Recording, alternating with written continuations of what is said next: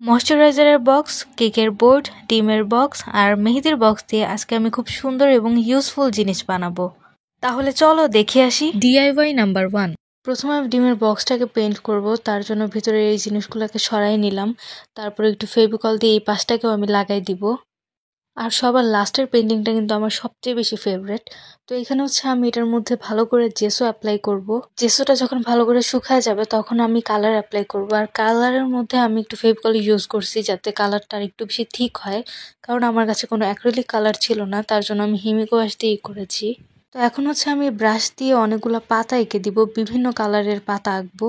এরপর গোলাপি কালারের অনেকগুলো সুন্দর করে গোলাপ ফুল আঁকবো। আর রেডি আমাদের প্রথম DIY। এটা খুব ইজি আর অনেক সুন্দরও হয়েছে। DIY number 2। তো দ্বিতীয় নাম্বারে এই মেহেদির বক্সটাকে পেইন্ট করব, তার জন্য বেবি পিঙ্ক কালার দিয়ে এটার পুরোটাকে রং করে নিয়েছিলাম। আমি আইসক্রিমের একটা লুক দিতে চেয়েছিলাম দেখে এইভাবে পেইন্ট করেছি। এই যে এইভাবে এটার চারপাশে পেইন্ট করেছিলাম।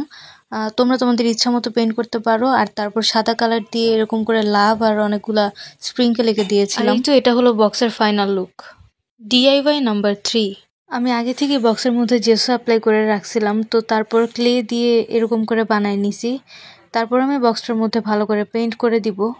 আমি এটাকে হালকা কালার রাখার চেষ্টা করছি। তো তারপর এই ক্লেটাকে রং করে এটার চারপাশে এইভাবে লাগাই দিলাম।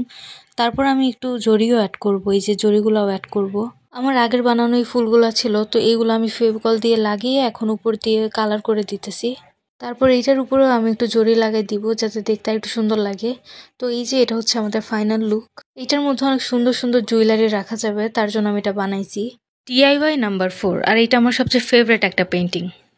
বাহির থেকে কেক কিনলে এরকম একটা বোর্ড পাওয়া যায়, এটাতেই আমি আজকে পেইন্টিংটা করব। বোর্ডের মধ্যে জেসো লাগিয়ে আমি আগে থেকে একটা স্কেচ করে নিয়েছিলাম। তো তারপর আমি আকাশটাকে ল্যাভেন্ডার আর স্কাই ব্লু কালার দিয়ে করেছি। তারপর মাঝারি দিকে হলুদ কালার করেছিলাম। তারপর এখন ফুলের ডিটেলসগুলো করছি, পাতাগুলো আঁকছি, আর এখন পাতার ডিটেলসগুলো করে দিলাম। আর হাবিজাবি আমি তেমন কিছুই দেখাই নাই। একটু মনোযোগ আর ধৈর্য নিয়ে করলে পেইন্টিংগুলো অনেক সুন্দর হয়। আমি আমার স্কুলে নিয়ে গিয়েছিলাম, তো সবাই দেখে বলছে এটা নাকি অনেক সুন্দর হয়েছে। তো তোমাদের কাছে কেমন লাগছে তোমরা সেটা জানিয়ে দিও আমাকে। তো দেখা হচ্ছে পরের ভিডিওতে। সবাইকে আল্লাহ হাফেজ, তোমরা সবাই ভালো থেকো।